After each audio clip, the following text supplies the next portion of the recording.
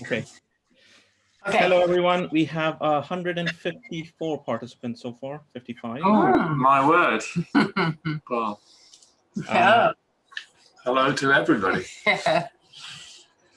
So if you could please post any questions that you may have using the Q&A box rather than the chat, that would be great. Fantastic. Thank you, Roger and James, for agreeing to do this talk. The students have been locked up for a while. And so, yeah, it's fantastic that we managed to have this talk with you, this session. Pleasure. So starting off, we've had loads of questions about when students are starting out, making connections, networking, getting a job. Mm-hmm. I never knew what that term networking meant when I started out, and I'm not sure if I do now, really. Yeah. But it's interesting because we've been doing these podcasts, so we've been talking to a lot of different people, and we've been asking them how they started out. And it's so interesting how each person, it's a slightly different path. But one thing that does come up is if they go to school, a film school, they've met people that are also going out in the world at the same time. And so they tend to work together. Yeah. Yeah, I found that. Yeah, I mean, that was important. I mean, film school was important to me. I mean, it was interesting. We were talking to Mike Bradford yesterday, who I worked with in the early days quite a lot. And we were at the same film school, though we didn't really know each other that much at the film school. But neither of us felt we would have got in the industry had we not gone to film school, because we hadn't at that time seen any way to learn about filmmaking. You know, I think the world's very different now. I mean, when I went to film school, in England, there were only 2 film schools. You know, I mean, there weren't film departments attached to colleges and universities. It was none of that. It was just 2 film schools. So there's a lot more possibility now, for sure. Yeah. Right. So what kind of devices, just in terms of when you're visualizing a film, what kind of tools do you use? How do you take it, the conception of the idea, starting from the script, I guess? Well, that's the thing. I mean, neither of us direct, it's very much the director's, guidance and his point of view on a project as to how you sort of approach it. And then, it's a very collaborative process and something that kind of develops as you sort of talk about the script. You get the director's ideas, then more people kind of involved, and just something that kind of evolves during prep, really, the look of a film. Sometimes you can have visual references, but more often it's just you're looking at locations together, you're discussing the building and design of sets, it's something that just sort of develops. Well, it's also intuitive too. So it's not something that you can have a formula for, but the more you talk with the director about what it is he sees the script as, the more ideas come into your head. And so it's a real back and forth. And that's why the prep period is so important. And, I mean, so many times I'll be asked, why did you do that shot?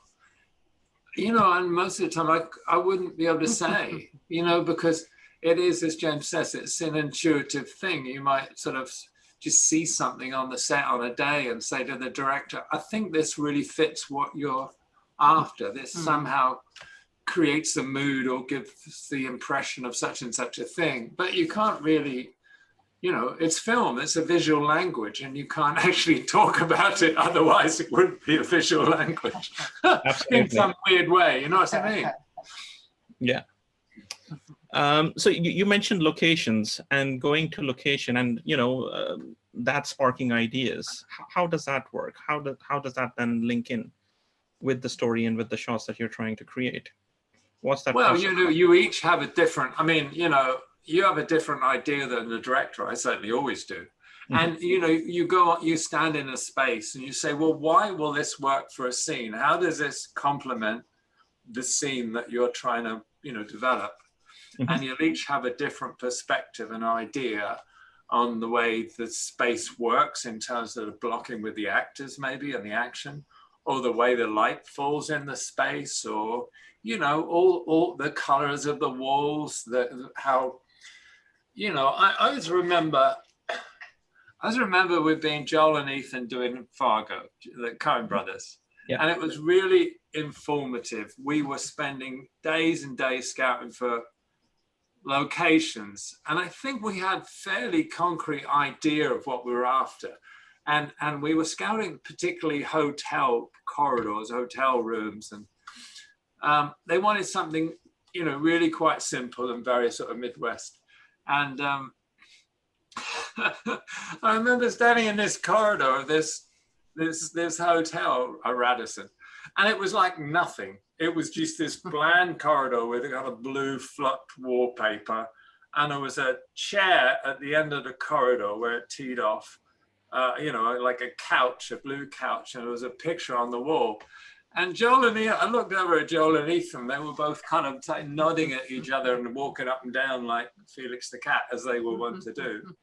And you go, and Rick, the designer, said, what about this? This is really good. And Joel said, yeah, and maybe it may be all right if we took the picture off the wall and maybe remove the sofa. And you go, it's about minimalism. They really wanted something so sparse, you know what I mean?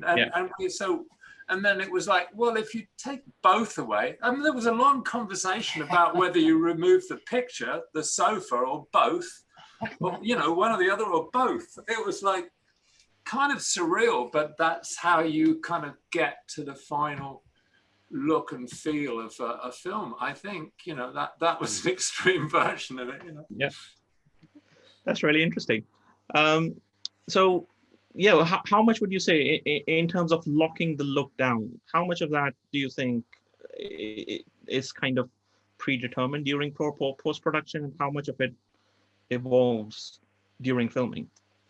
I think or even pre-production is really, really important, because you can't change a location on the day if it's been the wrong choice. You have to make it work. So that choice is really important, not only for the staging of the scene, as I say, but for the look of it in terms of how you can light it. But sometimes on the day, you can change it completely. Right, in terms of the shots and the staging. And that happens a lot. I think, I've worked on films sometimes that are storyboarded quite tightly in prep, with Joel and Ethan. We'll spend a long time sort of really working out what we want to shoot, how we're going to cover a scene. But then on the day, you can throw it away and do something totally different. No, I've also worked on films where you don't do that. You actually go in with Sam Mendes and actually go in and you actually shoot the rehearsals with a handheld camera. And that's exciting as well. So there's so many variations of how you get there. But somebody was telling us recently too that they came on set one day and they just saw the actor in front of a window and realized it could be played in silhouette. And that wasn't something they thought of ahead of time, but it's very strong and it worked for the scene. That's absolutely right. I mean, obviously actors can bring a lot to it on the day, I mean, if you're working outside, the weather can bring a lot to it on a day, and change your conception of the scene for better or worse, Yeah. So have there been times when you compromises have had to be made due to the location constraints? All the time. All the time. Every shot is a compromise in my mind, because you never have enough time. You can't do exactly what you want to do because you've never got an endless schedule, So you kind of choose what to focus on. Yeah, you say, what's the most important thing here? And often it's actually to give the actor space, is to work fast enough that the actor doesn't lose their thread, their being in the character, if you like. You have to take all these things in consideration. it's not just about getting a camera and finding a pretty frame and lighting it nicely. It's really not, you know. Fantastic. So where do you get your inspiration from? What inspires you? Oh, no, come on. I mean, you know, life, you know, I mean, life. I mean, you know, everything you've ever done and seen, surely. Mm-hmm. You know, I mean. It's just noticing it, though, too, when you walk down the street. Yeah, keeping your eyes I've always been somewhat of a, personally, I've always been a bit distant, I suppose, from other people in a way. I enjoy observing people. I mean, I'm kind of a street photographer, if you like, but I would have loved to have done that as my profession, I suppose. Very few do, but I just love observing, you know, and whether I'm fishing and I'm observing the light and the way the water's moving, or I'm, you know, wandering around a fun fair or something, just as observing the people and maybe taking pictures. I mean, I just love, you know, being inspired by the natural world, really. And then, of course, obviously movies. I've been pretty obsessed about movies since I was, you know, early teenager, I guess. Yeah, brilliant. Thank you so much for that. This is something I keep emphasizing to our students, you know, get out of the lab, get out of the computer lab, see the world more. Yeah, there's nothing worse. I think one of the failures of the Hollywood system, I suppose, of filmmaking is it's a bit of an enclosed circle. You know, the people are making films about making films, and they're building on the films that have gone before without having any external influence. And for me, I think one of the strongest influences I had when I started out after film school was shooting documentaries and traveling to places like Eritrea and India and whatever, and filming, you know, life, basically, different kinds of situations. Great. So, just touching on that, the inspiration factor. Are there any artists that you know you follow, you like, that inspire you? Oh yeah. We were very lucky. We we're doing this series of podcasts, and we've been very lucky. We've talked to some of my greatest heroes that I've never met. One being Alex Webb, the stills photographer. Last week we talked to Harry Guriart, who is also the Belgian stills photographer, who's like unbelievable. If I'd like to be anybody, it would be that person. Not for all his girlfriends, but for the pictures he manages to take. Mind you, I suppose the girlfriend's not a bad idea, but and then we talked to Andre, Deakins, yeah, who directed Leviathan and Loveless, who I think he's the most accomplished and exciting director working in the world today, personally, but anyway.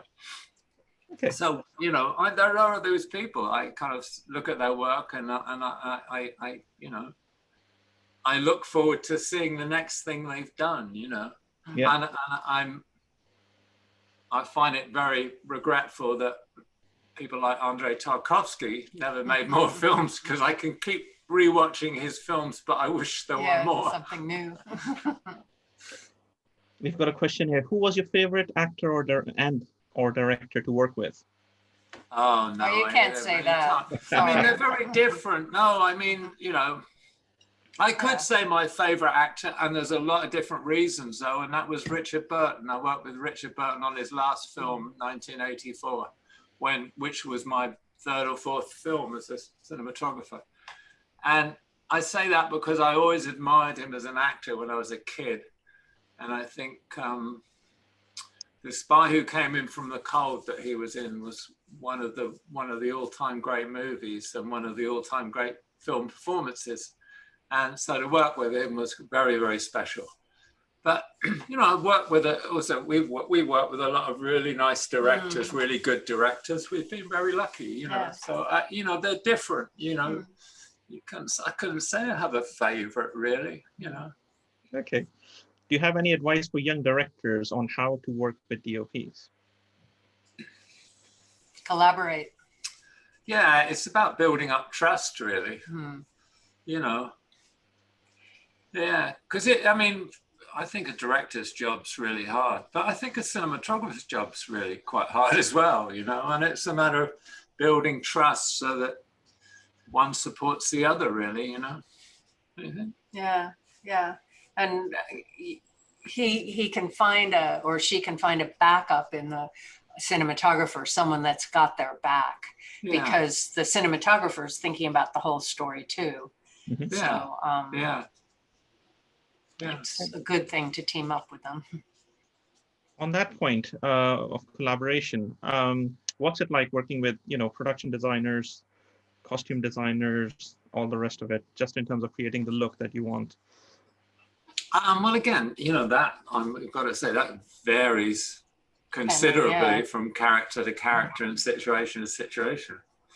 Again, I usually had very kind of close collaboration with all those people. I mean, it's really important that, everybody is, everything you do is connected between you as a group, as a crew, the costumes, the art direction, the production design, the choice of locations, the, electrical crew, the grip crew, the camera assistant. I mean, everybody is reliant on the other to make the best of the project, So. And because every film is a different combination of people, it's a different way of working, because everybody has their own way of working. So when you start a film, you find out how people like to work and then figure out how you're going to work with them. Yeah, again, it's trust. I mean, I've worked on a couple of films where I didn't have the trust of the production designer. And it's not good, So we've got a question here. In a script, what do you generally pay the most attention to as a cinematographer? Story.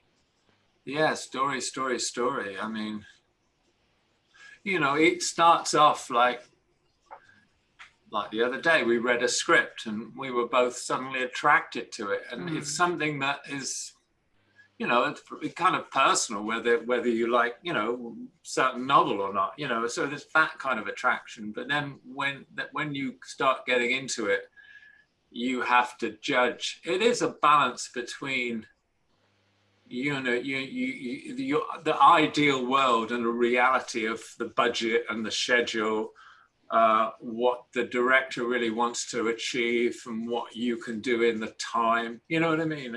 And sometimes, I think always, in a way, you have to compromise to either give the director more shots, more scenes that he wants, and you might not be quite so happy with the way you achieve it, or you might need to give an actor more time than you might, but you have to kind of slowly figure that out as you go along. Okay. What made you pursue cinematography rather than directing? I'm not a very confident person. I did think about it and I wrote a bit early on. I'm just not very confident going into a room with people I don't know. And the idea of spending, years trying to get a project together, that's not me. I love being on a set. And we've been very lucky. We've worked on films with great people, and I think we've contributed to those films, some of those films. And so, I think you have to kind of realize where your best position is, I think, really, Actually, on that, so you say you love to be on the set, but also the digital intermediate process. No, I don't. That Post-production. Really. The what process? Digital intermediate process.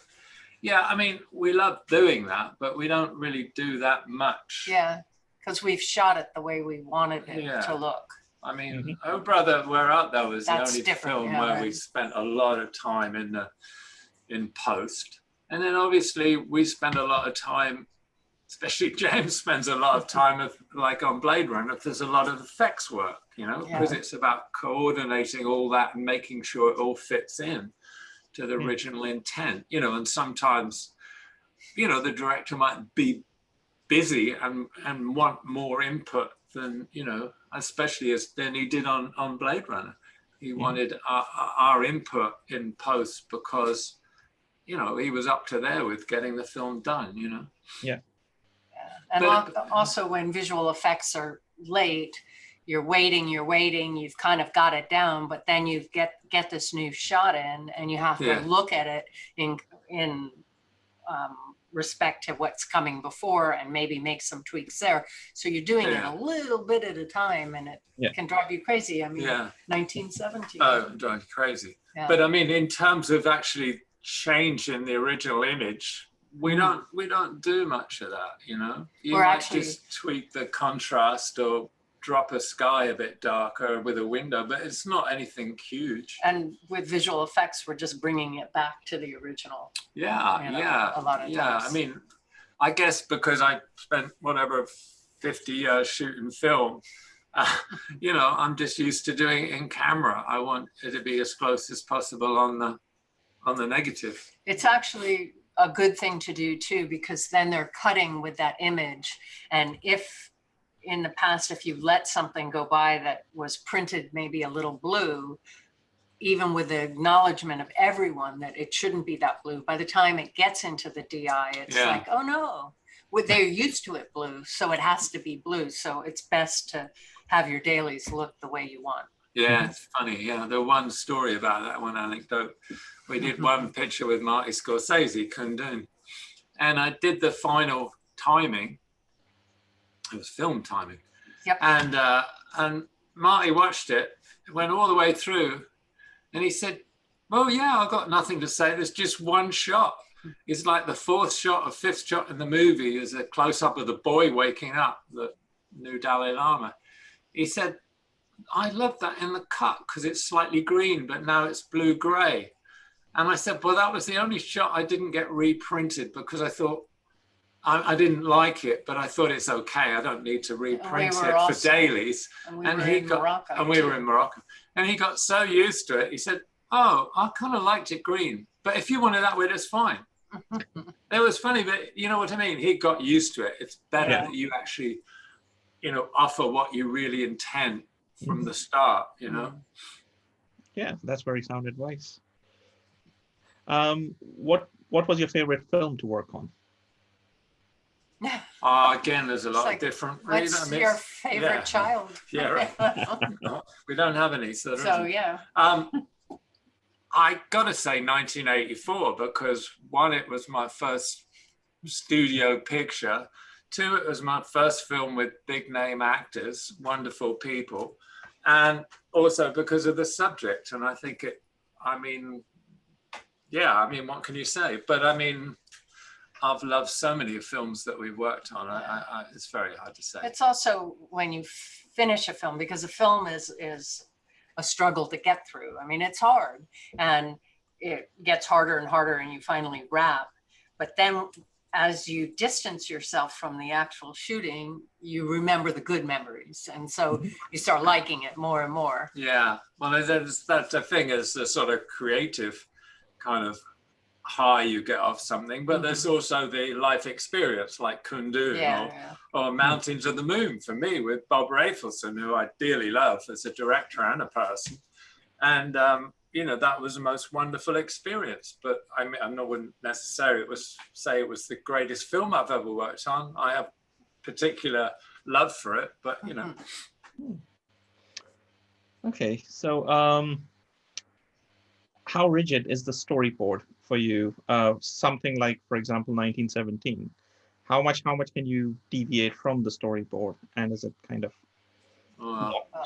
that's a special case. Yeah. And also it depends on the director. Yeah, I mean, personally, I don't think any storyboard should be something that locks you in. I did work with one director on a film which I quite like the result of, but that director would not budge from the storyboards. We spent like 5 or 6 weeks doing the storyboards, and I thought, well, on the day, if the actor wants to do something, we'll change it. No, we actually shot it absolutely as boarded. I think that's a little strict, but you know, you talk about 1917, but that was a very particular situation. We storyboarded that very tightly because we had to understand where the joints were going to be. We had to understand how we were going to break the one shot down into pieces so it was actually manageable. So we had to be very specific at what point we were going to go from one shot to another to make it feel seamless. So we didn't have much chance to change on set. You could change a little bit within in the middle of a shot or a section that you were shooting to put together as the shot. So long as you could get so to long the as same you could place. get back to the same place you were going to join with the next, you know. So, and we worked as much as possible in continuity. So we had the outgoing piece, we had a match to that and go to the next, and we always had to have a plan like that. So that was a bit of an exception. And I say with Sam, the first time I worked with him on Jarhead, we had no storyboards, we had no rehearsal, nothing. We just got the actors, okay, well, let's try it like this. Oh, we might as well shoot. And I'm going, but where are they going to be? Okay, it doesn't matter. We'll just kind of figure it out as we go along, which is a lovely way of working as well, you know. So just given that we're on 1917, and I know you use the kind of lightweight, airy cameras, the new ones on that. How important do you think the tool that you're using is important in terms of the look that you're trying to achieve? Because we have a lot of emphasis for the principles, for the theory of filmmaking, and tools kind of sometimes become secondary, and it's always a battle. There are two camps. Students always want to use the latest tool that at their disposal, but at the same time, the core fundamentals and the principles of filmmaking. So, just in terms of balancing all of that, what's your take on that? Well, James just said it's just a tool.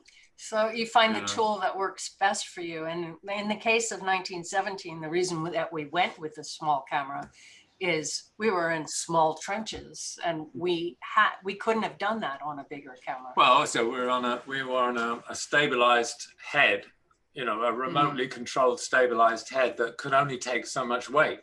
Yeah. So we couldn't have shot the film. We couldn't have shot the film, say, for instance, on a Panavision or something. You just couldn't have done it. It had to be a digital camera, and it had to be light enough that we could use these new devices. Like, there's a drone shot in it, so immediately you have to have a camera that you can mount on a drone, so and then, the people running with it, literally, 2 grips carrying a pole with a camera slung between and running a long way, and then handing it off to some other piece of equipment. So, you really choose equipment to suit the project. What your goal is. And there are some people that like to start a film and try something new, but you also have to deal with the fact is you have to deliver that shot. So if it's a tricky shot and you're not really sure about the new technology and have had no experience, then you would tend not to use it. Just go with something that you know. But well, again, another instance was, again, going back to working with Sam Mendes on his first film, Jarhead, which was a lot of action, and we wanted to shoot it all handheld. Well, I ended up shooting a lot of the film with a pistol grip 2C, Arri 2C, which is a camera that was made in the war. It's a very old camera, but it worked great. We took the viewfinder off and made a little parallax viewfinder on top, and I just did it as a point and shoot. And you choose the equipment for the and that's also what prep is for, because you realize how you want to shoot it, so you can, if you're not sure, you can practice and see whether that particular piece of equipment works or if this one works better. When I was still shooting film, I still used a film camera that by then was quite old, but it was actually something that fit. It fit on my shoulder. I liked the viewfinder. It was much heavier than the newer model. It was an Arriflex 535, you know, but they brought out the Arri light and all that, but I never used them. I like the 535B. It fitted on my shoulder. It just felt really ergonomically right. Yeah. You know, so, you know, there's a lot of different reasons. Right. Working on animation films. So you've been the visual consultant for a number of animated feature films. Yeah. How did you find that started quite a long time ago with Wall-E. Yeah. And we were asked to go up to Pixar and do a seminar, which then we realized was actually a test to see if they wanted. It was an audition. So they asked us to work on it, you know, which is great. And after that, it just, you know, we were asked to work at DreamWorks, and Gore Verbinski asked us to be involved in Rango. And, you know, I don't shoot commercials. I don't like the idea of doing commercials. So it's really nice to have these sort of projects that, you know, they not only go between doing live action, but they carry over, because we can still be in communication with, you know, the studio that is doing the film, even if we're on location, you know, because of the internet and everything. So it's been really nice, isn't it? It's been really a nice collaboration with a different set of,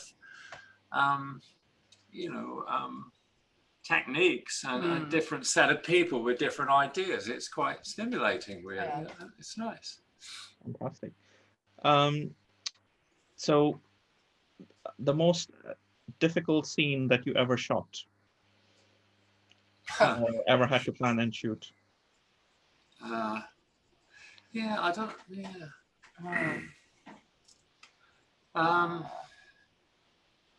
Well, you know, scenes are difficult for different reasons, you know. I don't know, we were just talking to Mike Bradford the other day, and we had to shoot a scene with two actors at the, a calf being born, right, in a barn. You know, so we're all sitting in the hotel bar waiting for the call to go and shoot this this scene while the calf's being born. But it was like 2:30 in the morning, and we're all thinking, well, it won't happen now, and we probably had a bit too much to drink. And then the farmer calls up and says, I think you should come over now. So we're all kind of dashing over to shoot this scene. Well, I don't know, that's kind of hard, actually. Well, the scene in Blade Runner on the water, that was tough because you were only lighting it with the lights from the spinners. Yeah, I mean, that was hard. Again, yeah, but James has seen the scene at the seawall on Blade Runner with a spinner and waves breaking. And that was really hard, but that was really hard from a technical point of view. And physical, because it was wet. Yeah, to try and get the camera in the right place and shoot it and be able to do it at night when it was actually freezing cold.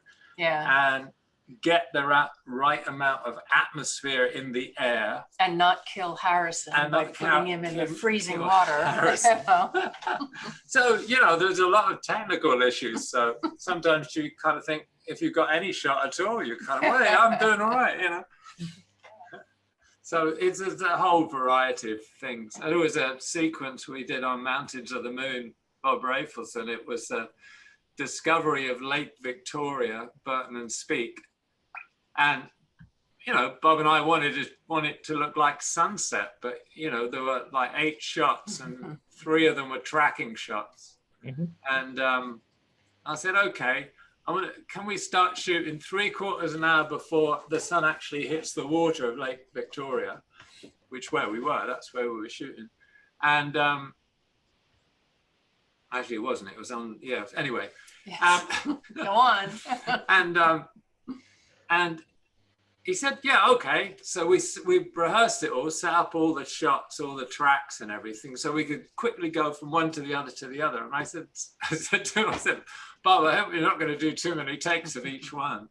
And it got to about 3 in the afternoon, you know, and we weren't shooting till, like, I don't know, 5 or something.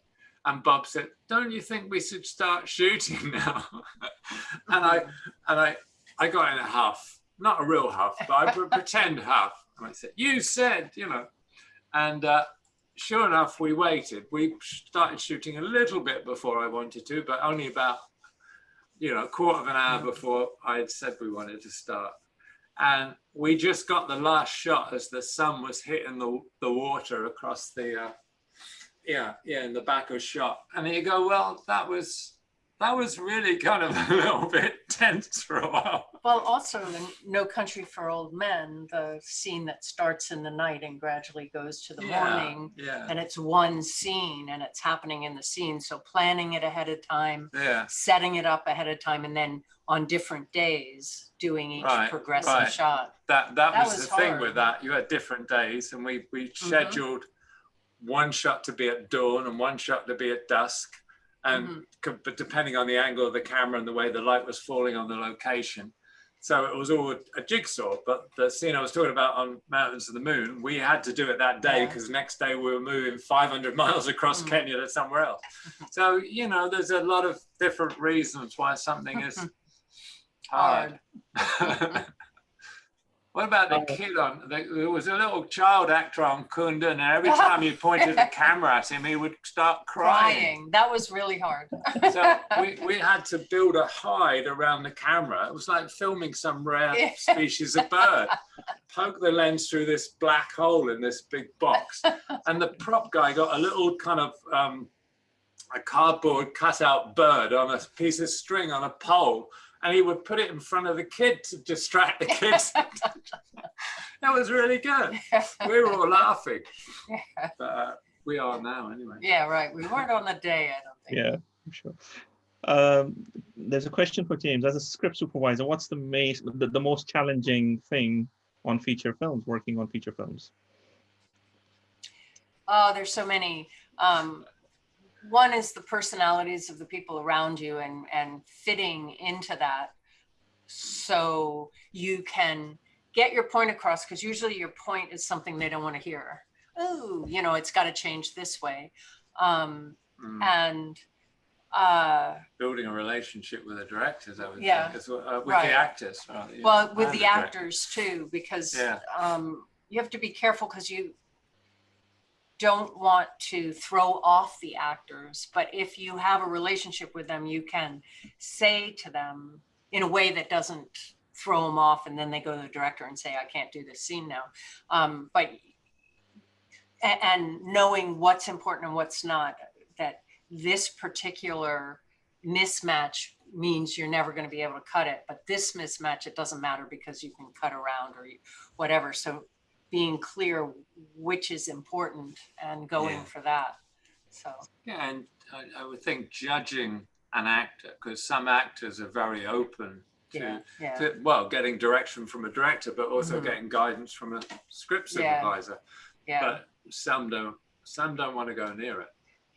They'll do what they'll do, which is fair enough. They just a different approach. But you have to, well, it's the same for me operating, you have to figure out which one is which, how to deal with them. And because if you haven't got their performance, you've got nothing. So it's up to you to make it work, And another challenge is working fast. So you can finish your work at night in enough time to get some sleep, because it's very hard to remember things when you're sleep deprived. So. In terms of new and emerging technologies in camera and lighting and other production areas, what excites you most about the future? You have, for example, you're presuming it does excite me. Just relaying the question. Don't kill the messenger. I mean, what we managed to do on 1917, there's no way you could have done that a few years ago. So it's exciting to have the tools that give you those possibilities. My fear, and why I made that glib comment, is that all this super technology, people are forgetting the script and the story. So we're making more and more brilliantly technically proficient films, but they're meaningless because they're just kind of dumb scripts. So it's not about technology. I mean, who was it made a film on a cell phone a few years ago? Tangerine. I mean, it doesn't matter. Yeah. If you've got a story and it's got heart and you've got something to say, that's what's important. Technology and even great lighting doesn't come second, it's got to. Dare I ask you about virtual production? And what are your thoughts on virtual production? I mean, yeah, I'm cautiously optimistic about the whole thing, because on one hand, it opens up this new world, and it's been used with Mandalorian to great effect and so on. But as you say, you can get into this kind of habit of improvising all the time and tinkering all the time on the shoot. I think we'll have to disagree on that one. Okay. I'm very old-fashioned. As I say, my hero director is Andrei Tarkovsky, and his first film that he ever made, Ivan's Childhood.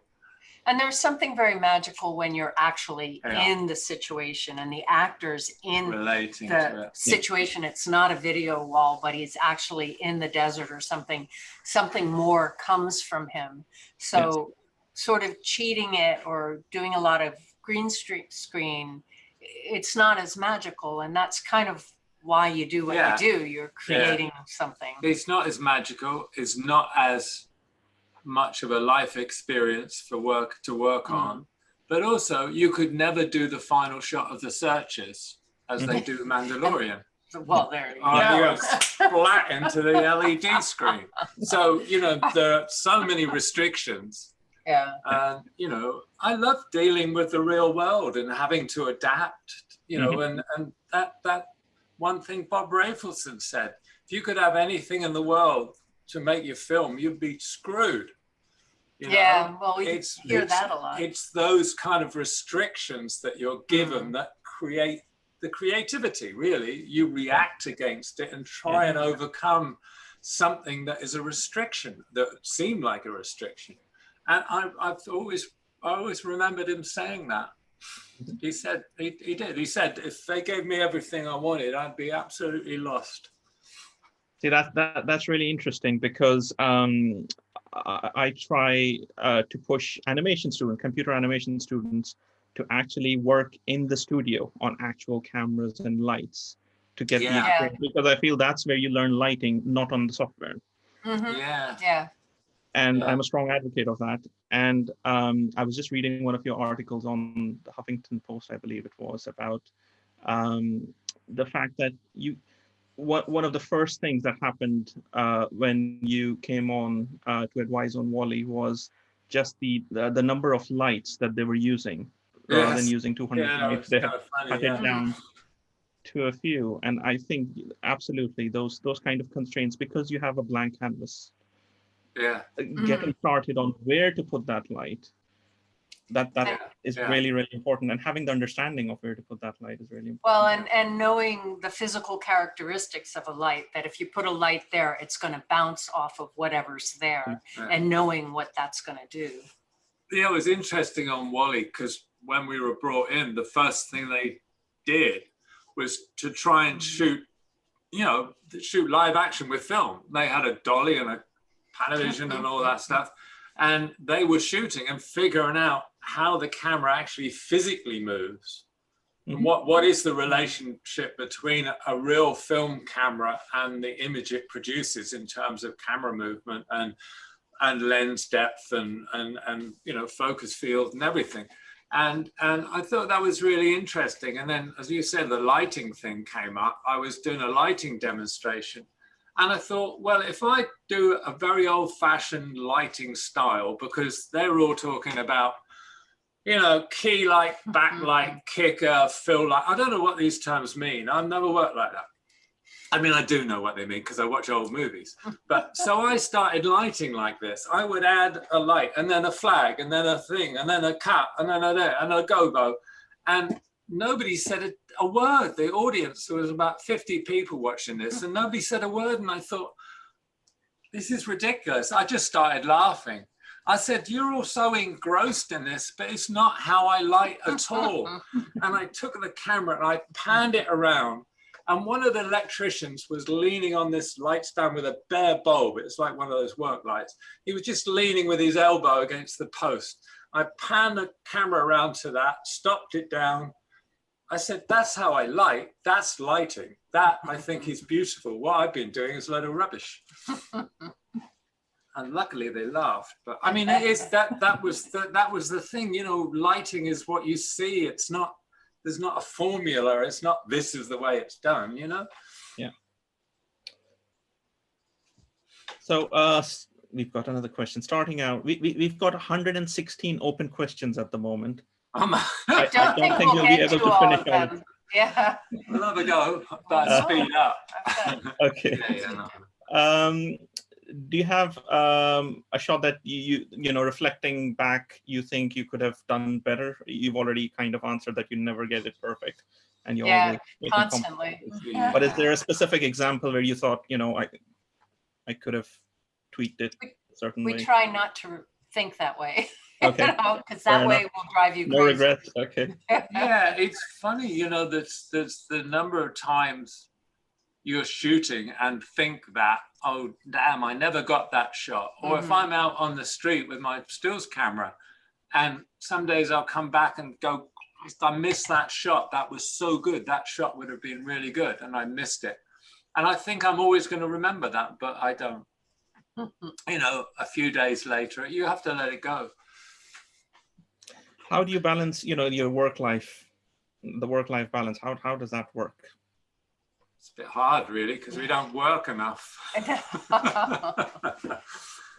We both like working. We both like the experience, the life experience of working. I mean, most of our friends are people we work with. Yeah. You know, our close friends. So it's very hard, especially now. It's been nearly a year, you know. But because we work together, it's easier for us because it's the same world for us. Yeah, absolutely. And, you know, even in this, we've been working on an animated film. I think it's just sort of wrapping up now. But so we've had that connection, but it's been hard not doing live action. I mean, 1917 was the last time we were on a film set. I mean, not 1917, but 18 months ago. I mean, that's tough, you know? Yeah. Okay, so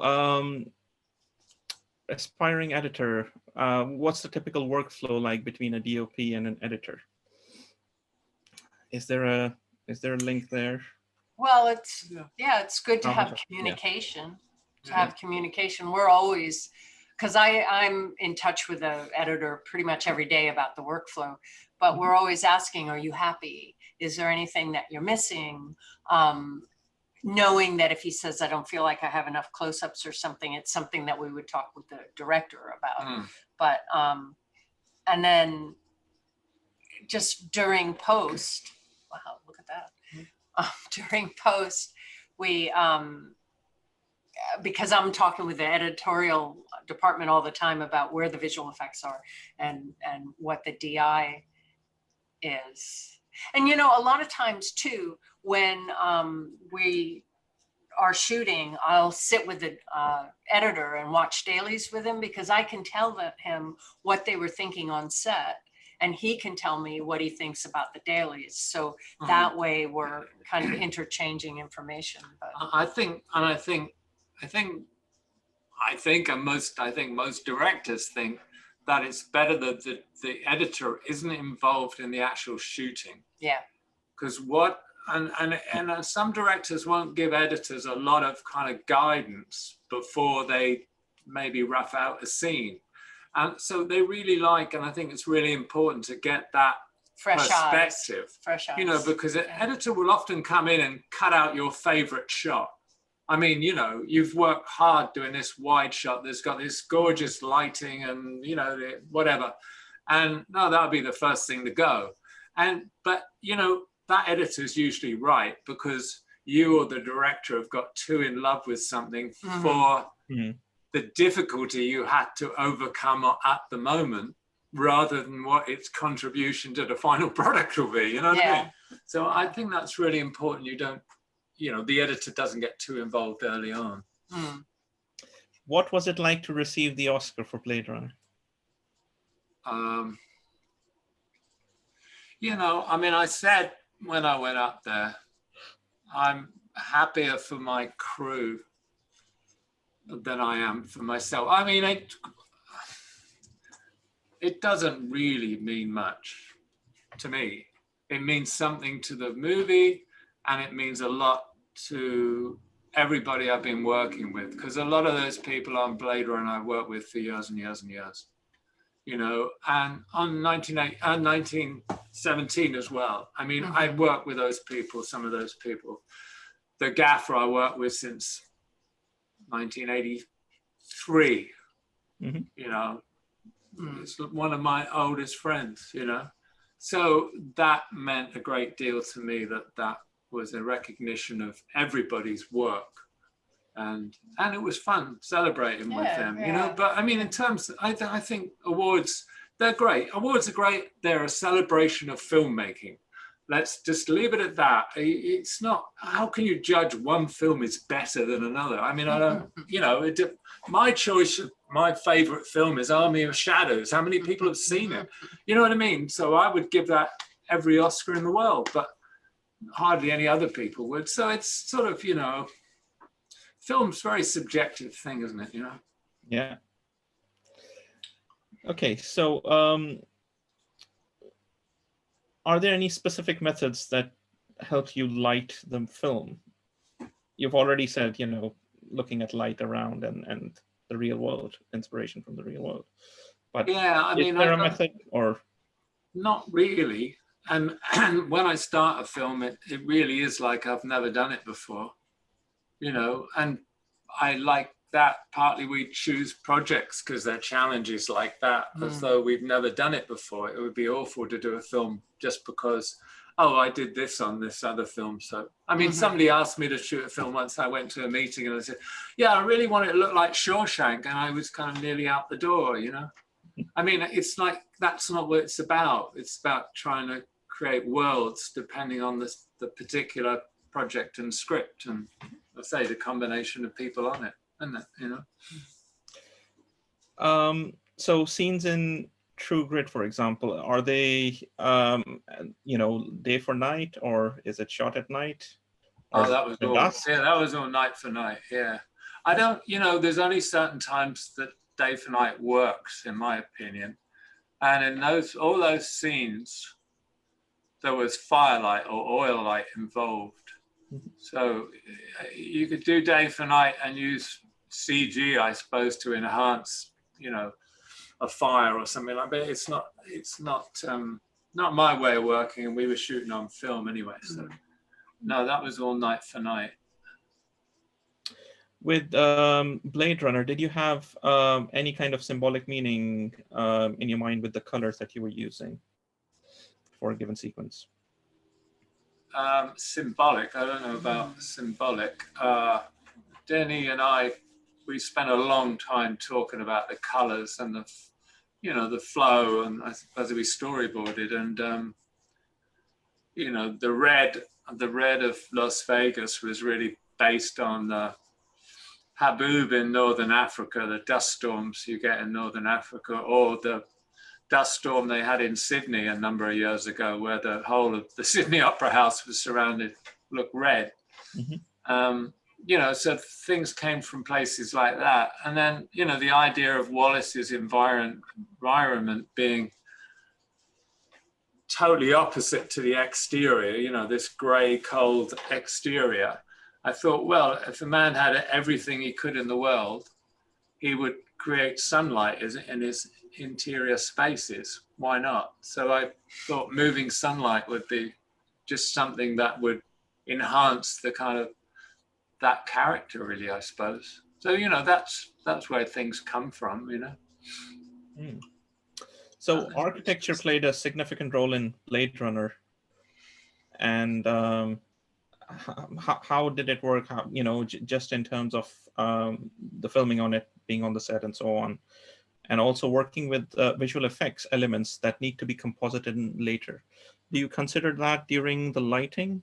And does that, do you have any input on the, you know, on the CG side when it comes to lighting? A lot of input. A lot of input. Yeah, in Blade Runner, we tried to shoot as much in camera as possible. So we're replacing things in the background. But you do have to know what's going to be done in visual effects when you're lighting a shot. Yeah, and in a lot of, as James said, all the foreground and most of the mid background was in camera, and sometimes in the far background, like when we're on the rooftop with Kay in the rain and Joy. I mean, I put lights way in the background that weren't meant to be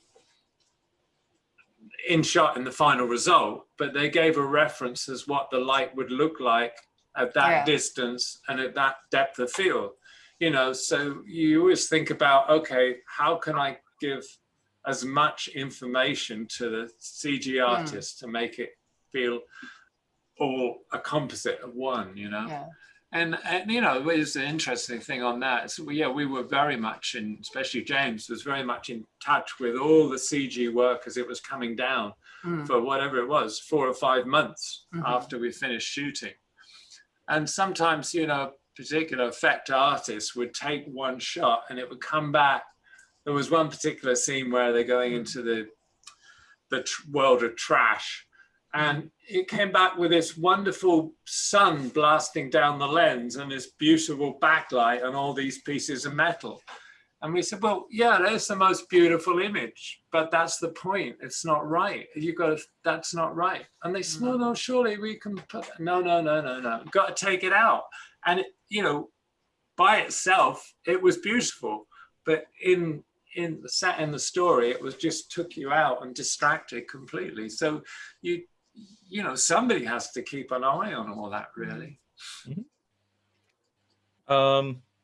Okay, we've got a question. Working on animated films such as Rango, do you get involved with the previs and the design pre-production stage? And also, are you hiring any assistants? Second question, no, especially not now, I'm afraid. No, on Rango, we were involved. We were involved with the concept, the creature design, you know, of In Rango. all of them, we've been involved. And the others, because it's how the light reacted on the character as it was being formed. But I wouldn't say we were, you know, on Rango in particular, weren't that involved. We did a lot of tests, a lot of test shots, kind of looking at the kind of style of the light in the desert, or what does moonlight look like. So we did a lot of basic tests with some basic animation. And I say, with the character, basic animated figure of Rango, and just so how it would look. So there was a basis of what we were aiming to. But Gord storyboarded the film virtually by himself, as far as I understand. I mean, he's kind of brilliant at working shots and that particular style he has. But we were more involved in the lighting. We went up to ILM a number of times, you know, just, you know, helping develop the sort of style of the lighting. And then, what was it? It's a couple of years, wasn't it? I mean, we were doing it remotely, and we were shooting True Grit down in Austin, Texas at one time, and the weekends going back and forth with them about how to light the interior of the bar, you know, with all the shafts of light. So, you know, yeah. Cool. So do you think the industry will bounce back after COVID? How do you foresee the future? Who knows? Well, yeah, I mean, who knows? But it will definitely bounce back differently. I mean, I've got no question about that. I think it's going to take a few years for the cinema experience to come back to what it was. And I don't actually myself think it will come back to where it was. I think, you know, before COVID, cinema experience was kind of changing anyway. So I think COVID's just fueling that. You know, it's like, you know, I don't know, it's like the Academy saying, well, you know, films that are shown streaming qualify in the awards season. I mean, it's a silly thing, but why wouldn't they? But they don't like that. They're saying it's only for a year, but next year it won't. But then they'll rule out all these films that are being made for streaming services and shown on as streamers without a theatrical release. There might be really great movies. I mean, the whole thing is becoming very, very different. Yeah.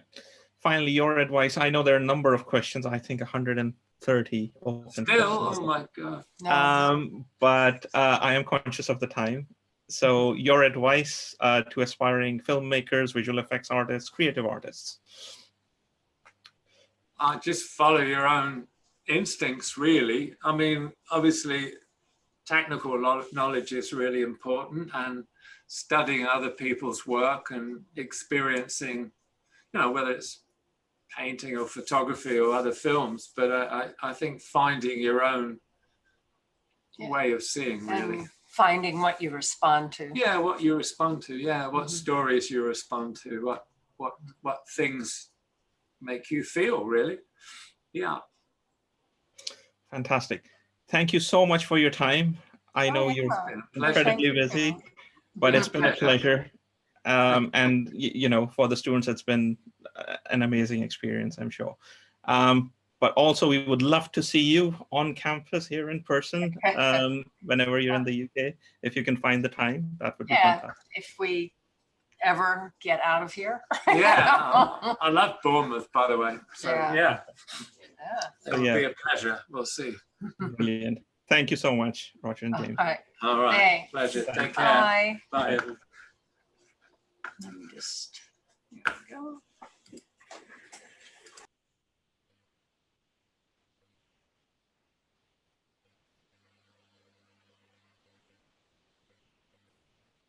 Guys, those of you who